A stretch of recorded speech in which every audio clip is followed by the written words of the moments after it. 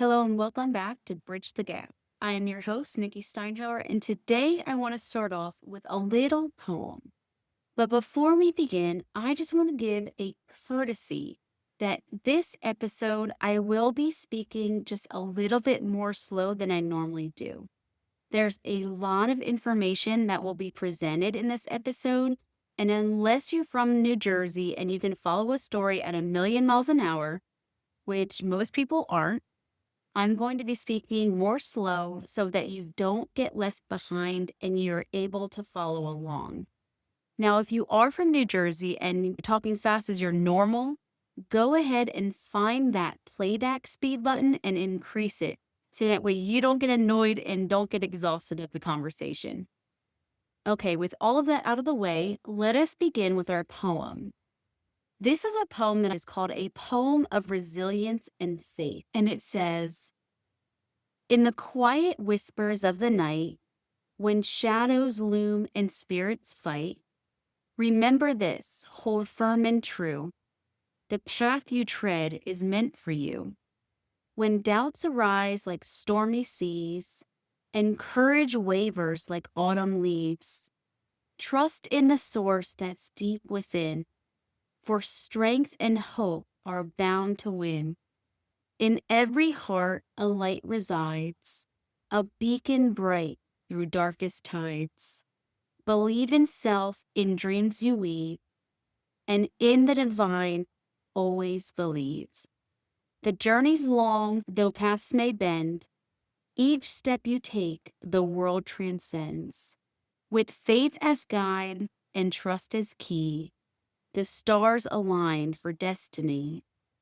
So lift your eyes, embrace the dawn, for every night a day is born.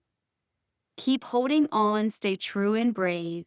With love and faith, the soul is saved. Having gone through so much in my life, I had to learn to rely a lot on my intuition without second guessing myself.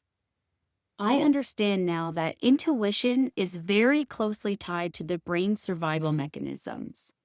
When we are in fight or flight mode, the brain rapidly prioritizes that rapid decision making and threat detection, mainly relying on subconscious processing. So, research in neuroscience has shown that intuition is often the result of the brain processing information subconsciously. This is why people in high stress situations often feel something is wrong before they can articulate it.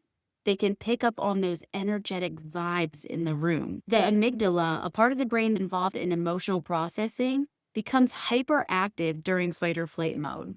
And this enhances our ability to detect danger and make split-second decisions. So let me just touch on the amygdala for just a moment. Scientifically, the amygdala is crucial for processing fear, threats, and social emotional cues.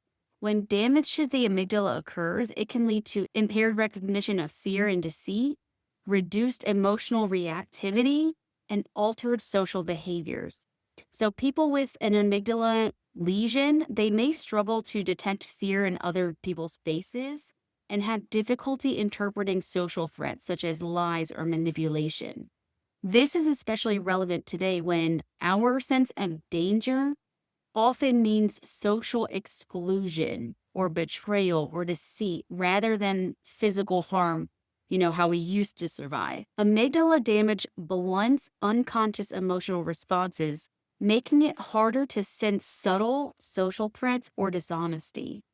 And people with amygdala damage may misjudge trustworthiness, making them more vulnerable to manipulation in modern social environments. So in the modern world, the amygdala helps us detect not just physical threats, but also social dangers like deceit, exclusion, and manipulation. And damage to this area just really impairs our ability to read the room or feel those energies and those vibrations and be able to protect ourselves from non-physical threats. So when we speak about the amygdala in the spiritual realm, many spiritual traditions view the amygdala as part of the emotional brain, which is essential for intuition and energetic discernment. So when this center is disrupted, You may experience this as a loss of intuitive protection or even modern survival as soul lessons.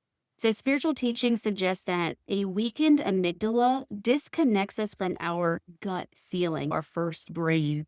I always say our gut is our first brain, but it disconnects us from our gut feelings, which makes it harder to sense dishonesty or negative energy. And spiritually, today's challenges through deceit and manipulation, they are seen as opportunities for your soul's growth.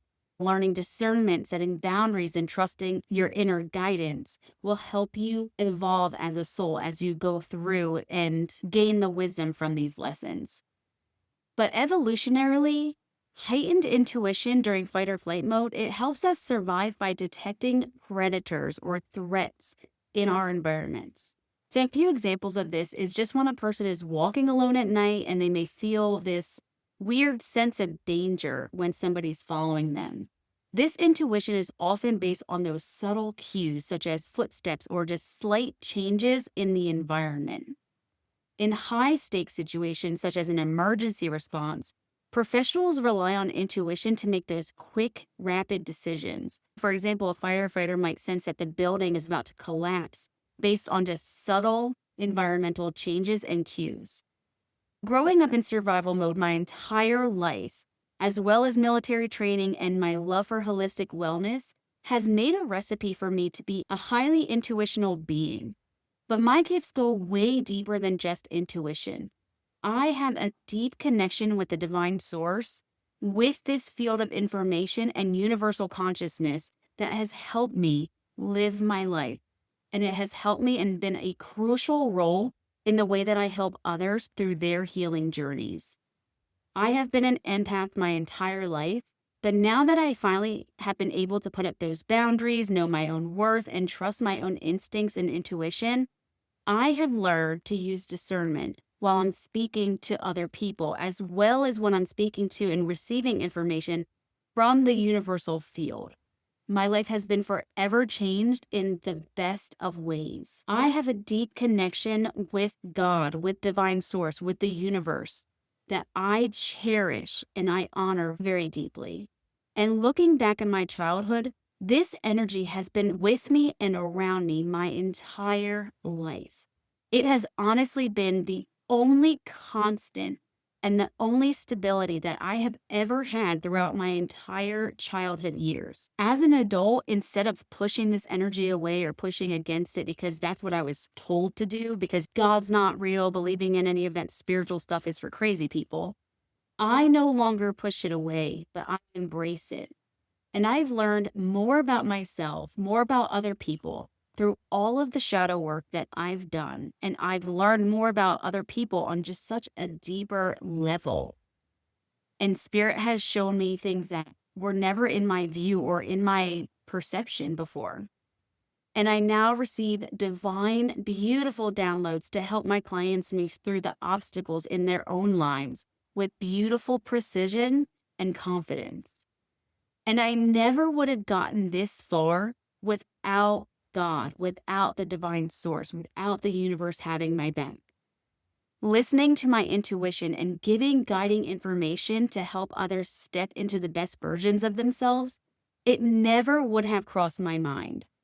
But God knew what he was doing. He was helping me with this divine plan the entire time, my whole life. I just didn't know yet. So I want to tell you guys a quick story of how the universe was preparing me my entire life. When you look back and you think about, what you wanted to do when you were little, what did you want to be when you grew up? Do you remember what it was? You can go ahead and share it in the comments or wherever you can and let us know what it was that you aspired to be when you grew up. And if you even remember having that aspiration, let us know if it's what you ended up doing or did you change courses along the way. For me, I finally realized after a few years of doing energy healing that I am doing exactly what it is that I always wanted to do as a kid. And I didn't even realize it.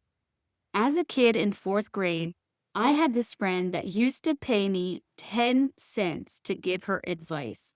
She always told me that I'm the only one who understands her, even though she was very well known. She was pretty popular. She had a lot of friends. She would always speak to me either during lunch in the lunch line or during our classes. And this happened just throughout the years as we got older. I would always tell her, you don't have to pay me, but she always insisted. And this is something that I actually struggle with today, charging my worth, because I feel everyone deserves to be able to have access to this healing. So I always have a hard time setting my prices and things like that. If I didn't have bills to pay and a family to take care of, I'd be doing this work for free. But that's just not how life works, unfortunately, at least at this moment.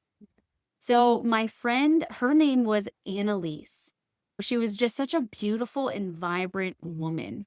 She always told me that I was her therapist and that she had to at least pay me 10 cents for my services, which I always thought was really funny because even when we were like older and things like that, she would always be coming up having her 10 cents and everything. But she was just always such a loving and giving person. She always had a smile and a laugh that would just light up the room. But she unfortunately passed away way too soon, along with three other of my friends in a very short amount of time. But I remember giving her the advice and helping her out with either her relationship issues or issues that she had going on at home, and her always just being so thankful to me for just listening to her and helping her out. Some days she would be coming over to my lunch table and knocking her 10 cents on the table. Okay, I've got a hard one and I really need help. So I would always just joke and say, step into my office, and we would just talk about it. Never in my life did I ever think that I would be doing something like that as a profession. I guess she saw something in me at the time that I just didn't. Because I always wondered, out of all these people in our school, why did she come over to me? I didn't understand it at the time. But I also remember as a child saying that I always wanted to be a teacher and that I always wanted to be a doctor as well. And I remember always going back and forth between the two as I got older. I was so torn between being a teacher and a doctor. And when it came to being a doctor, I was so torn between being a pediatrician or doing adult medicine. I just remember thinking, I just want to help as many people as I can. And I know this sounds extremely cheesy, but as my quote next to my picture in high school on my senior year picture, I had wrote, my role in life is to help people in need and be the best person I can be. And it's funny because I don't even remember saying that or writing that down, but you can see that this has been a trend and it has been something that has been on my heart my whole entire life. And I strive every single day to show up and be the best version of myself. But it turns out what I wanted to be as a child, I ended up being none of those things while also being all of those things at the same time. It is really funny how life works and how when you stay true to yourself and you stay on your path, where life will take you. And my life had taken me through some beautiful moments as well as some tough ones. And speaking of tough ones, let's dive into the phone call that completely ended a chapter in my life. So, as I stated before, I had not spoken to my dad in about 4 years before we were forced to have another interaction. And this interaction started when my sister called me to tell me that my mom was sick and was going to the hospital. Me and one of my sisters instantly knew something was wrong. We had a strong sensation that we should go and see her and that it was most likely going to be the last time that we got to see my mother. We figured if everything was okay, great, our intuition was wrong, but we just knew it wouldn't be too long after that she would pass away. So we all talked about it. We went around and around on what we should do. Then I remember getting hit with this message and this realization that my mom was not going to make it out of the hospital. My denial had my intuition clouded a bit. And I remember I was walking near the track next to my home.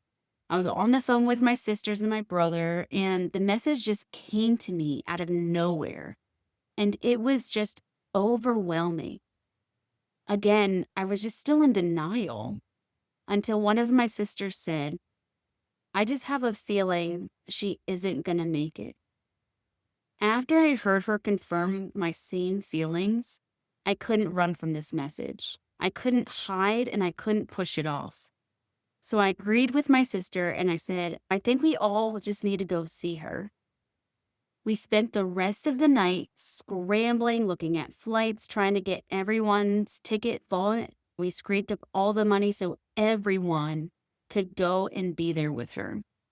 We didn't want anyone to not be able to make it, especially me, because I had gotten that message and I knew that everyone had to be there. I kept being told everyone has to be there. Again, we basically said, if our intuition is wrong, great. But if it's not, we don't want to miss this and have this be a missed opportunity for all of us to be together one last time. We didn't care how much it was going to cost us. We just knew that we all had to be there. So once everyone was booked, it was about 1 a.m. and we were all going to bed. A few hours later, I was woken up with the news that my mom was being helivaced to Seattle. At this point, she was living in Alaska with my sister, but then she had to be helivaced to Seattle. Luckily, that's exactly where all of our layovers were. So I told them all to just not get on your connecting flight, and that when I was in the airport, I would work on renting a car and getting us a hotel. And all they had to worry about was getting on their plane and getting to Seattle. We were all able to fly into Seattle and visit my mom in the hospital. We unfortunately had an extremely hard time at the hospital. By the time we got there, my mom had already had a tube down her throat and she wasn't doing too good. She had congenital heart failure and an enlarged heart, pneumonia, dehydrated kidneys, a UTI, and they had to put a BiPAP mask on her to help her breathe. She had fluid in her lungs and all of her organs were severely dehydrated. She had also just gotten out of surgery and they hooked her up to the ECMO machine while keeping her sedated and paralyzed. When we got to the hospital, my mom was already sedated. We took turns going into her room to spend some time with her and talk to her. When we all arrived at the hospital, my dad just looked at us like, why are you guys all here? He pretty much said that we were acting like this was way worse than it was. So we simply said, we're here to see our mom. She's in the hospital. And if she ends up being fine, then we all came to visit her and make sure that she was okay. We don't see what the big deal is. The whole time that I was in the hospital, I tried to avoid having contact with my dad. But I was very cordial, and when he asked questions or didn't understand something, I would respond to him so he would understand what was going on. I even went out the first day that I got there to get my dad some snacks and some shower items so that he didn't have to leave the hospital and he could stay there with my mom. But we just kept our interactions very cordial, very short, and only when necessary. I even gave my dad a ride to and from his hotel to the hospital so he didn't have to worry about getting an Uber and spending money. The hospital started to discuss changing her heart valve and a bunch of other things. The hospital did an absolutely horrible job relaying information. It seemed as if nobody knew what was going on. Every time that we would ask specific questions, we would get the runaround, and nobody was telling us the full story of exactly what was going on with her. And they just kept saying that we had to wait and see what would happen and just play it by ear. My dad had given us conflicting information as what the nurses were saying, so we're just trying to piece everything together. But my sister had access to my mom's MyChart.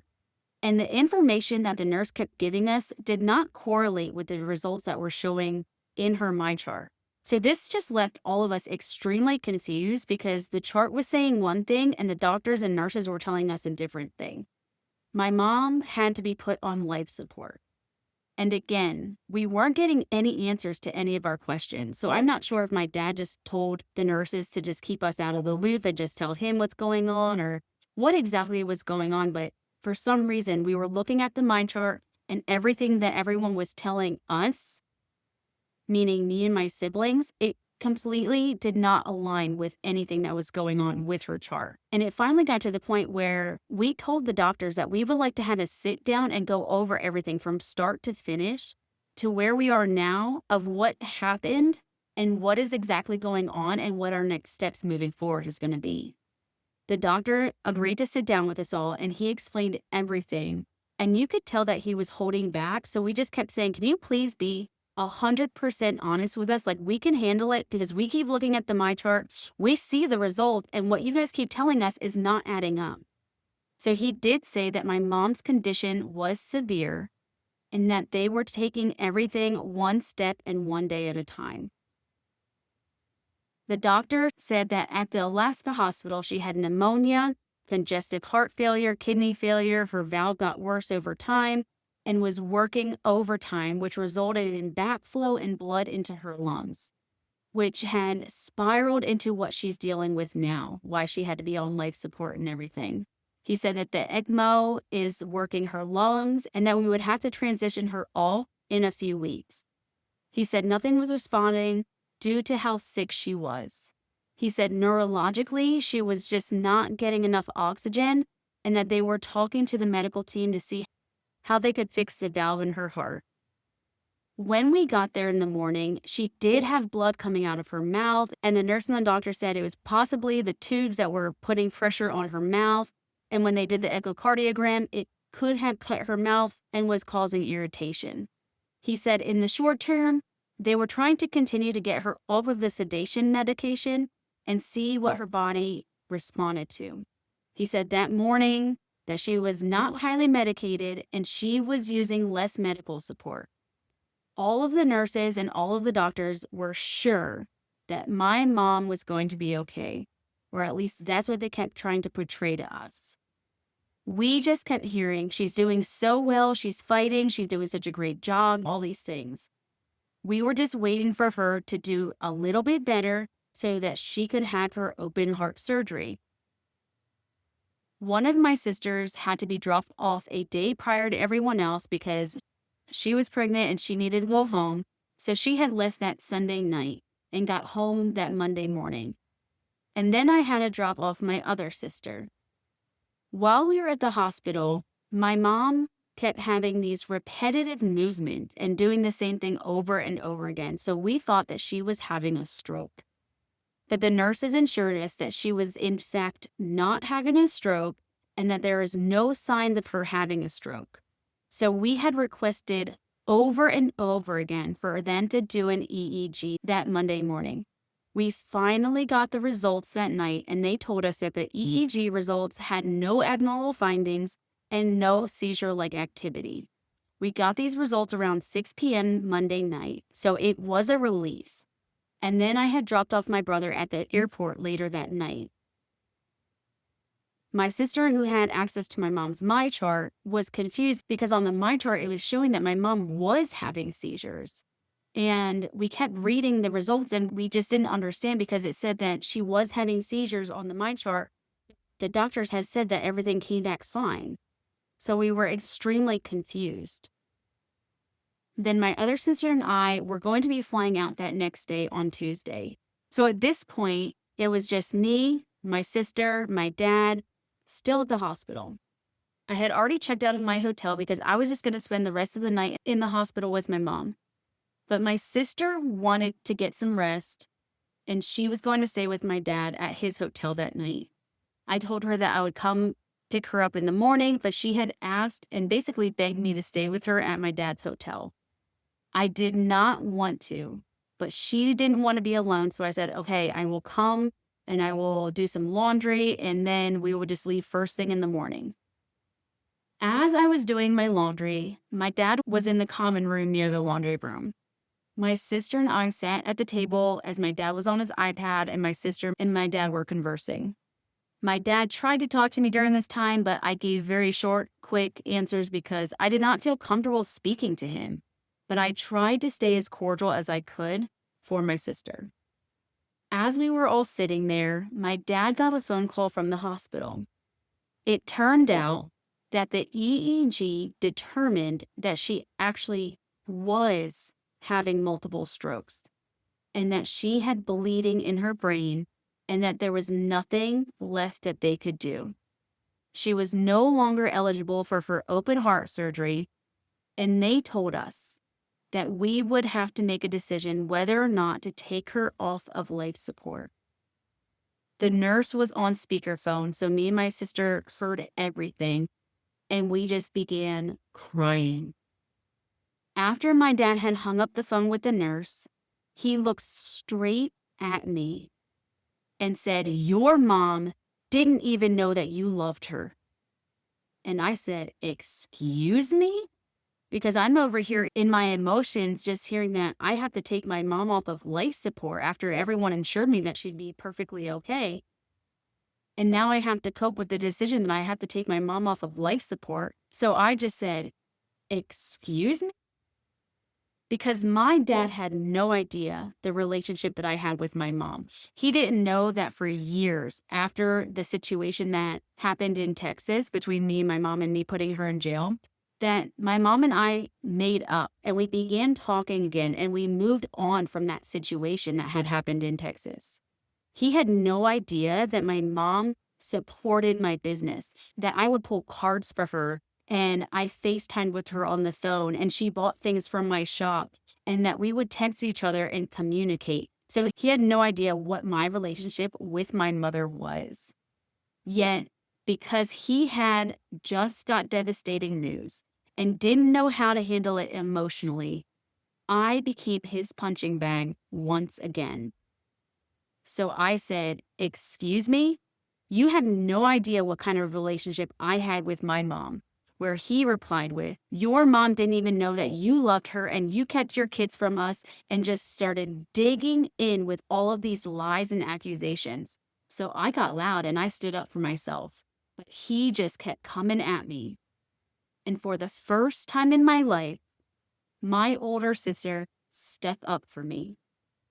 She had told my dad that this was not the time nor the place to be having this kind of a discussion. My dad continued to come at me, and again, my sister shut him down. To be honest, I was in such complete shock and disbelief that my sister, for the first time, was on my side. She had never stuck up for me like this before, especially when it came to my dad. I was so grateful that she had stepped in and shut him down. She talked him out of his frantic accusations and hurtful words towards me. And honestly, I was so proud of her.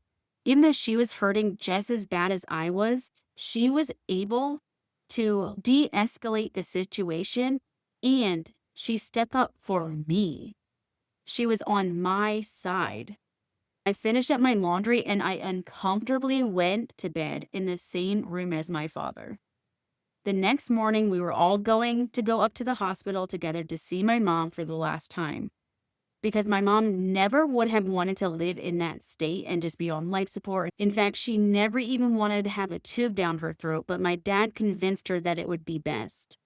Even though that is the way that her mother, my mama, my grandmother, had passed away as well. She had a tube down her throat and had multiple seizures. And my mom always said, "I do not want to have a tube down my throat. If I'm ever unconscious, do not let them put a tube down my throat." But my dad convinced my mom it was the only way to help her. So the next morning, my sister and I, we pack up all of our things. We're getting ready to go to the hospital. And we put everything into my rental car and we're waiting for my dad to finish getting showered so he can come with us. He tells me and my sister to just go ahead without him and that he will meet us up there. So my sister and I, we go to see my mom. We have some final moments with my mom around 9 o'clock in the morning. And my sister keeps texting my dad to figure out where he was. Around 11 o'clock, he was still not up at the hospital, even though he said he would be there right after us. My one sister said that he was probably just stalling on purpose because it's a big decision to make to have her taken off of life support, which we all agreed at the time. But it was revealed to me the real reason why he was stalling. We'll go over that here in just a moment. But my dad finally shows up right as my sister and I are getting ready to leave the hospital to go to the airport. I personally believe that my dad was stalling because he knew what time that me and my sister had to be at the airport to leave. And he wanted to do everything by himself without us there. So my sister and I gather our things to leave. We say our last goodbyes to my mom, and my sister gives my dad a hug. And I give my dad a hug, and I tell him that I love him. And then me and my sister, we head off to the airport. I dropped off my sister at the airport, and then I had to go downtown to drop off my rental car. And at this point, I cannot hold my tears back anymore. I turn in my rental car, and I just start bawling my eyes out. The woman at the desk asked if I was okay, so I told her, no, not really. My mom is going to be taken off of life support today. And she just was like, oh my God, I'm so sorry. And I'm like, there's nothing you can do about it. And I was just angry. I was hurt. I just needed to just go to the airport and be by myself. So I called an Uber and they dropped me off at the airport. My sisters and my brother kept asking, have we heard anything from my dad? But he just wasn't messaging anyone or letting anyone know what was going on. My spiritual team kept telling me the same message over and over again as I was going through security and getting to the airport and everything. They just kept saying, pay attention for the signs, pay attention to the signs. And I just remember thinking, pay attention. I can barely hold myself together right now. But I told my sisters and my brother that I just kept hearing, pay attention for the signs. And I said that I think my mom's going to be showing us all what her sign is for each of us. Some people have signs for their past loved ones, such as like a butterfly or a dragonfly and things like that. So I told them, look out for the signs as well. My dad started to post things on Facebook like, I never thought I would be sitting alone in a hospital room waiting for my life to pass. Thank you for your prayers. Thank you to my children and all these things. And in my mind, I'm just like, how are you able to stay this calm and put things on Facebook when you're about to take my mom off of life support? I remember sitting in the airport just completely numb and trying not to cry.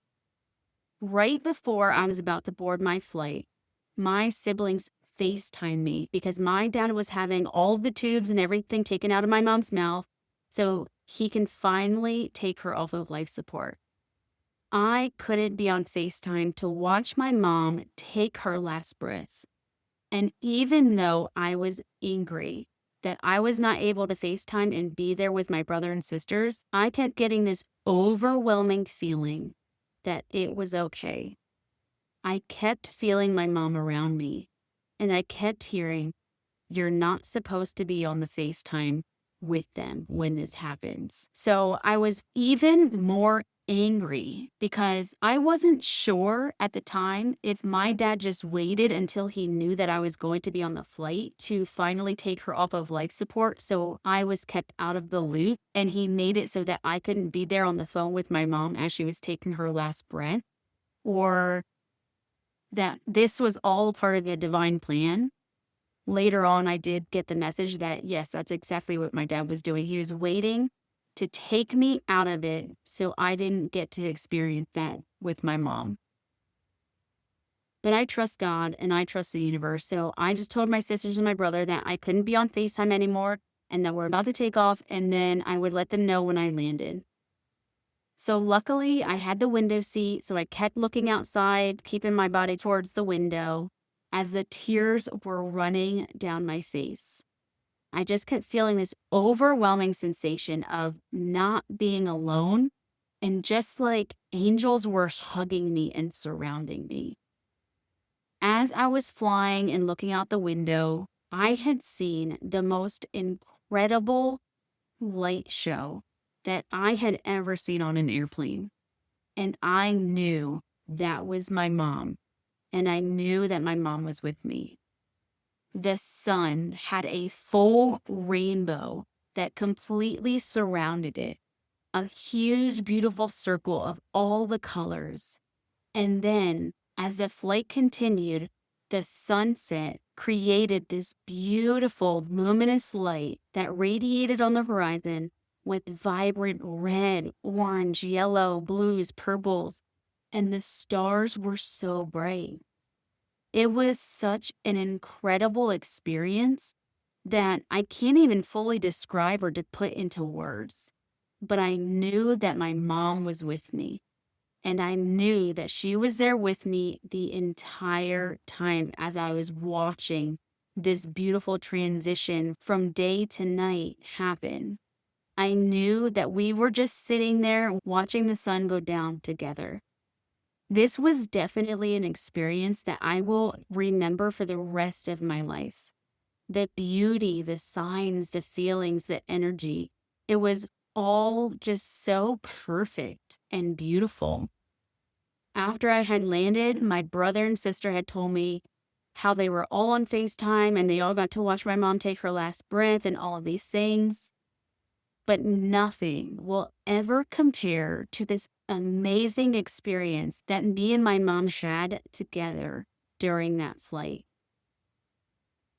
I then flew into Wyoming. I spent the night at my house, and then the next morning, my husband had to drop me off at the airport once again, except this time, instead of helping one life transition out of this world, I was helping bring a new life into the world. Just 3 days after I lost my mom, I helped deliver a beautiful, healthy baby boy into my family. It was definitely a week filled with intense emotions, a huge sign from the universe around the lessons of death and rebirth. That week opened up so many experiences as well as lessons for my life. And in a way, it was almost biblical. Death and rebirth within 3 days. What a powerful message and an incredible life experience. Now, I know many of you are probably wondering why I gave my dad a hug and I said I loved him after everything that he's done to me and after everything that we've been through. But I still do love my dad. And I want him to know that I do still love him. But I also know that I have to keep up my boundary until he's willing and able to take responsibility for his life and to heal himself. It's like when you burn yourself on a stove. You're going to learn your lesson, even if it takes burning yourself multiple times, until you start paying attention more as you're cooking. So you put a protective boundary and barrier around your hand, like an oven mitt. And until the stove no longer burns you, you're going to have to wear the oven mitt when you deal with it. Now, I also know that throughout all of my stories, my childhood, my experiences, again, even though they were not told to the full capacity and that you guys only had the slightest, teeniest, tiniest taste of the reality of my life, you may be super angry with all of the people who have done those horrible things to me, or even mad at me for the ways that I responded and handled my situations. And you're probably going to be even more mad when I tell you that I have forgiven all of them, even myself.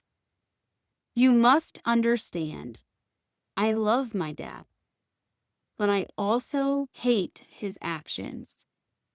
I was raised under this illusion, but also had the intuition to know better. I was torn between everything that I was taught and these spiritual downloads that my dad told me were schizophrenic episodes. But I still love him. I still see him at a soul level. I know that he had things he needed to heal from, that he didn't take responsibility for. And that's okay. Not everyone is going to make it through the healing. Not everybody learns the lessons and moves forward. Or in the spiritual world, they say graduate. But that's on him. It's not my responsibility to make sure that he learns those lessons and grows. I still love my mom after what she has done to me. So much has been revealed to me that my mom did try her hardest. But when you are fighting your whole life and you don't leave the situation or the people who are holding you underwater, you finally stop fighting and you give up. That's why my mom had told me that she was okay with dying and she was just waiting for it to happen. I always just thought it was just a deep depressive state, but I didn't understand what led her there. This is a thing called learned helplessness. And learned helplessness is just a psychological condition that occurs when a person has endured persistent adversity or trauma, and they begin to believe that they are powerless to change their situation. And this belief can emerge after repeated exposure to uncontrollable and aversive events, such as ongoing abuse. Over time, the individual may cease attempting to escape or resist their abuser because they feel that their efforts are futile. The individual feels that they have no control over the outcome of their situation, just leading them to be very passive. After numerous failed attempts to change their circumstances, the victim may stop trying entirely, believing that nothing they do will ever make a difference. The constant exposure to the trauma can lead to emotional numbness, where the person feels detached or disconnected from their emotions and surroundings. This is where my mom's depression came in. The feelings of helplessness can contribute to those mental health issues, such as depression and anxiety, really further diminishing the individual's motivation to act or to heal. And victims may then internalize the abuse, believing that they are the problem, that they are somehow responsible for their situation, or even worse, that they deserve it. And this can leave the victim feeling as if there's just no way out, just like my mom felt. Victims, they're not going to seek assistance because they believe it's not going to lead to any meaningful change because they've tried it in the past, whether going through authorities or the law, nothing happened. The ongoing presence of stress without a perceived escape route for relief can lead to chronic health issues. And past experiences of the helplessness can hinder the ability to form healthy relationships in the future because the trust and autonomy has been compromised. So you're never going to trust another person or want to be in a relationship as you move forward. So you just had this big, intense, numb, depressive feeling as you're moving through life. And this is exactly how my mom had passed away. She had separated herself and closed off everybody and was just alone. My mom died of heart issues. And in the spiritual realm, you can understand why. You know, in a way, you can say that she died of a broken heart. Her soul and her joy were ripped away from her slowly throughout her life until she finally gave in. And honestly, I am just so sorry that I didn't heal on a deeper level or fast enough to help my mom through it. I couldn't see it back then. I do have some beautiful memories from my past, like my mom teaching us dances for talent shows, cooking with her, and making holidays special. My early years with my mom were so good. She was always so happy and had a beautiful smile. When I look back and remember her in her younger days, when she was full of life and fire and excitement and joy. But again, after a while of your soul being completely crushed and your joy being taken from you day after day, where you begin losing yourself and giving up control and falling into this deep, numbing, depressional state because everything that you've tried, all the help that you've tried to get, no one can help you. You can't even help yourself, especially when the person who is doing all of this to you is a narcissist, a person who is drawn to empathetic and compassionate people for their sweet, understanding, and forgiving nature so they can exploit their kindness. Someone who seeks out someone with a low self-esteem so they can manipulate them. Someone who was extremely selfless and who always wanted to help everyone else around them, who put others' needs ahead of their own, someone who just wanted to be liked and loved and accepted, a person who valued loyalty and commitment and believed the lies of it's not going to happen again, I'm going to change. Someone who was inexperienced and very young. My mom was only 16 when she had her first child. My dad was 5 years older than my mom, and they met when my mom was still in high school. So it's no wonder my mom's life played out the way that it did. Again, I'm so sorry for not seeing it all and being able to help her through it. It really is so hard to see other people around you drowning when you are underwater yourself. A whole, vibrant life stripped away and turned into something so far from her authentic being. Again, I still love my mom more now that she's gone and that these truths have finally been revealed to me. I actually admire her for not taking her own life many years ago, for everything that she has been through. I admire her courage to stick it out and to stay instead of putting that pain onto her children. She was so strong as she persevered through the demons that were thrown her way. And even after all of this, I still wanted to help my dad. And of course, I still wanted to help my family. I was engraved with the idea of keeping up with the facade of having a perfect family image. But sometimes people refuse the help that you give. They would rather be the victim and continue their victimization. They continue to put the blame on you for their failures. You can lead a horse to water, but you cannot make them drink. And again, everyone is responsible for their own healing. But we must forgive people for their actions towards us, just as we should forgive ourselves for allowing those actions to come into our space. Yes, sometimes we couldn't help it. We were children, we were brainwashed, we were conditioned. But it is our jobs as adults to take control of our lives, our health, our well-being, do the healing, and move forward.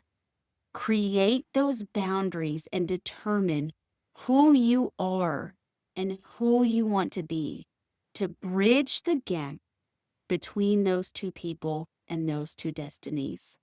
When it comes to my mom, my dad, my siblings, my supervisors, coworkers, and everyone else who tried to hold me back or sabotage me, I don't hold anything against them. I do forgive them truly in my heart because I know that they are just human, because humans make mistakes, because I know that I may have done something terribly out of character, like having the talk with all these female airmen who came into my shop. I didn't know how my actions or words were going to affect them. I still don't. maybe they affect me more than they do affect them, but I was still in a hurt and wounded state. So I did not know the severity of my actions.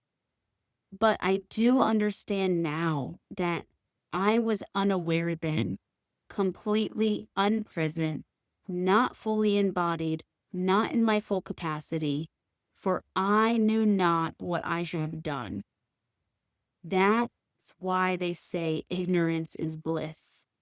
When all you have to do is worry about yourself and your own feelings and don't think of how things affect other people, life is easy. You don't care about hurting others or what they think. It's only when your conscience grows and you become aware that ignorant bliss is taken away. Now, for those who had ill intent in my life, I forgive them as well because I know that their past shaped them and they were just too emotionally immature and just weren't ready to take responsibility for themselves, their actions, and do their healing. Like my parents. I know that they didn't understand me because they didn't have the capacity to. No one taught them those skills. That's that generational curse that everyone is talking about. It's not so much as a spell per se, how it's perceived in the world right now. It's generations of people refusing to heal. So they continue the cycle of hurting people, usually the people that they love. For example, my parents were most likely emotionally unavailable because their parents, my grandparents, were emotionally unavailable to them. And they loved the way their parents did and mirrored their parents. Again, generational trauma and curses. They were just following the norms of the time, raising me and my siblings through their own struggles, their own worries, their own pains and fears, and just doing the best that they could with what they had.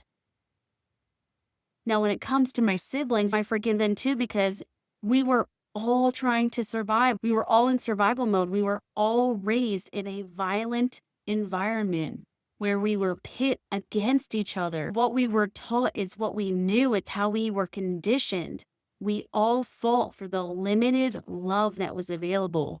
And until we were older and until we had life experiences outside of that household, we thought that this was the only way of life.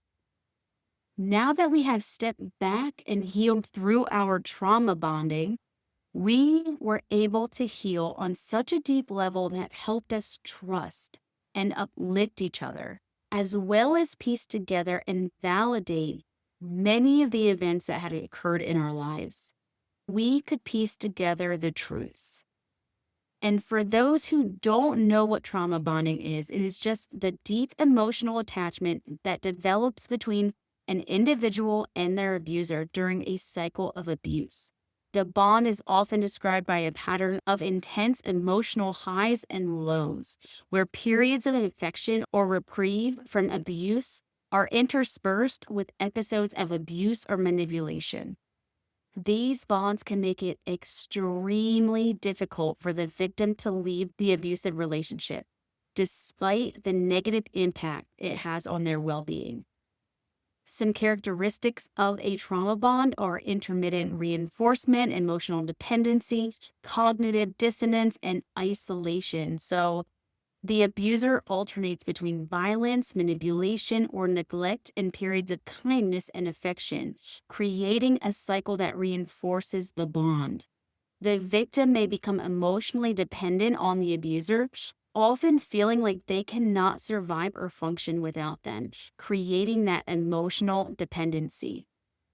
Victims may experience conflicting feelings and thoughts about the abuser, leading to confusion and self-doubt. And abusers may isolate their victims from friends and family to increase the dependency and control. This can have an intense impact on their victims. Trauma bonding can also lead to long-lasting psychological effects, including low self-esteem, anxiety, depression, and difficulty trusting other people. Victims may believe that they deserve the abuse or that they cannot do better than the current relationship. The stress and fear associated with the abusive relationship can contribute to mental health issues. After experiencing all the betrayal and manipulation, Victims may struggle to trust other people in future relationships. Throughout all of our experiences, my siblings and I have finally found a way out to heal and to help each other heal from all the trauma that we have experienced. We share ways that we cope around second guessing ourselves, our body dysmorphia, our intense self worth issues, and how we overcome our limited beliefs and mental health blocks every single day. We provide each other with tools to help us overcome obstacles, and we provide constructive criticism to each other when we are faced with self sabotaging circumstances and our self imposed restrictions. We have learned to trust each other and build each other up when our whole lives we were being torn down. We are never judgmental towards each other, and we strive to build each other up, never tearing down. We no longer get jealous or vengeful towards each other because we know we no longer have to compete for love. I want to provide some spiritual and scientific evidence here of this as well. So, we just discussed trauma bonding, but scientifically, trauma bonding often results in a situation where siblings who had experienced trauma together tend to form intense emotional bonds, but these can be fraught with competition and maladaptive patterns.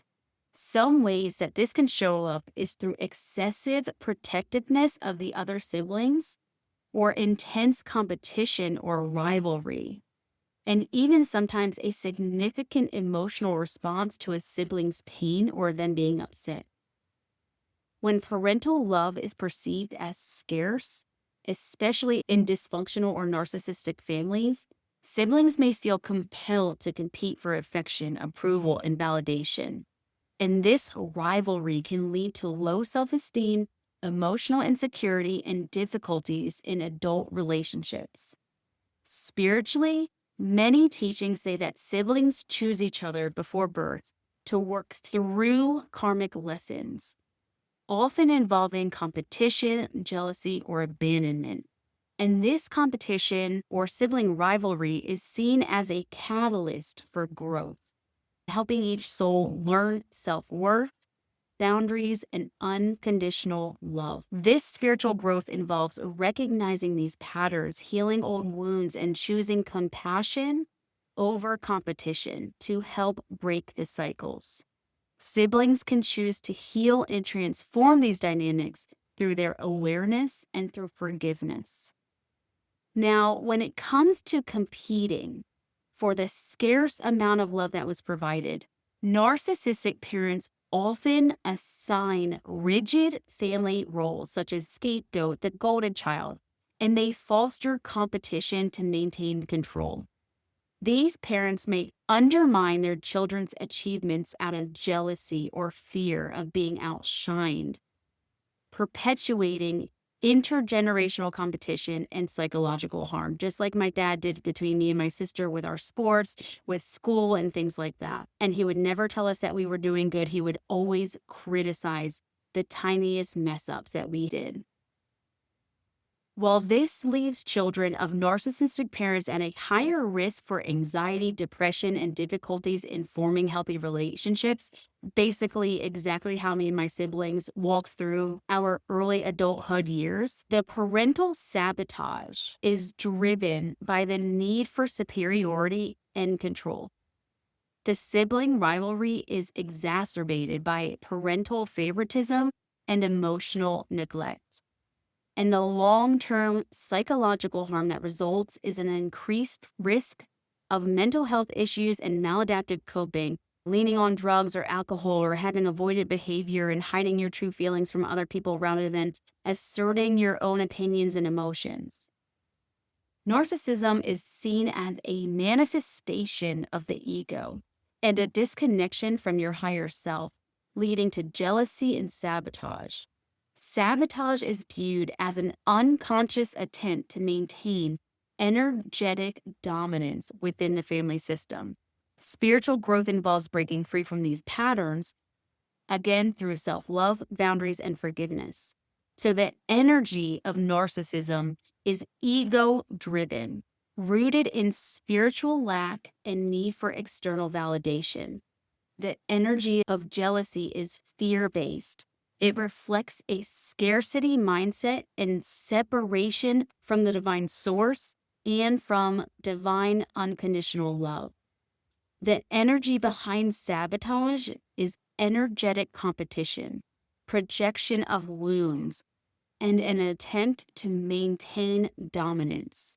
When you walk the path of healing, you reclaim your self-worth.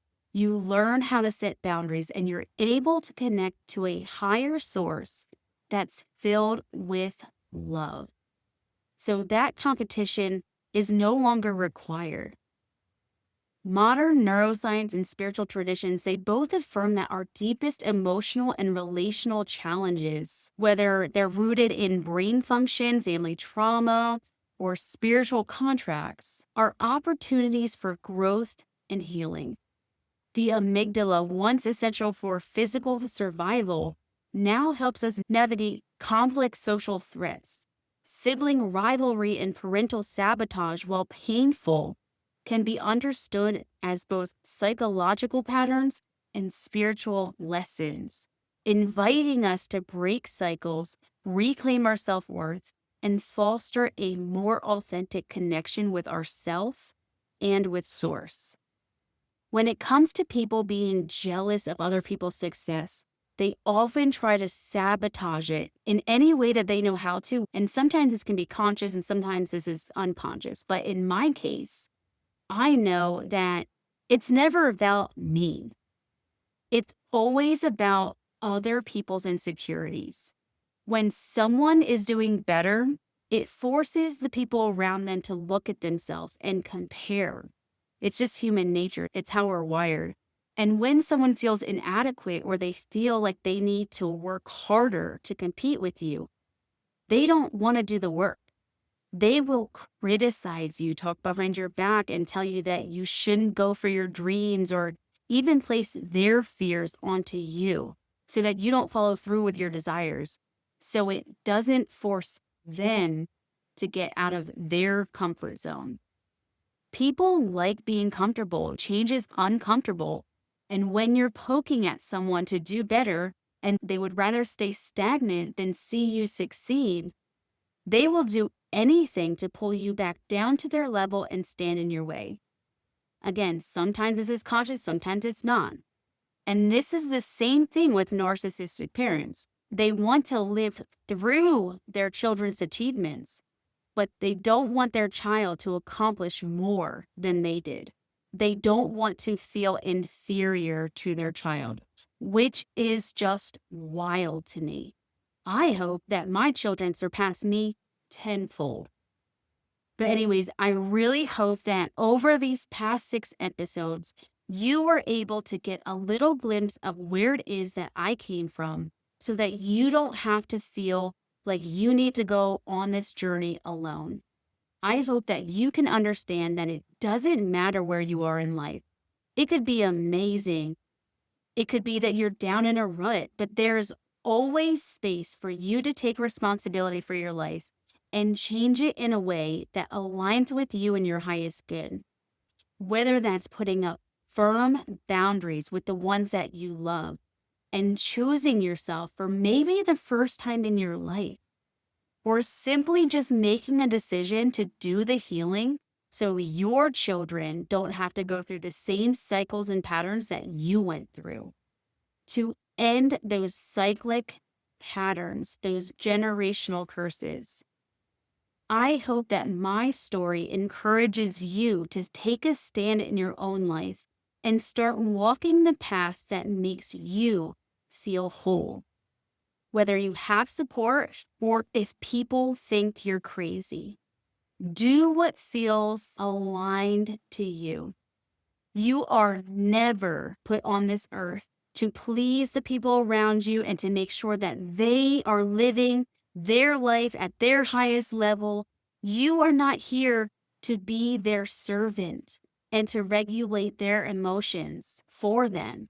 You are not here to be subservient to anyone. You are here to be abundant and experience life.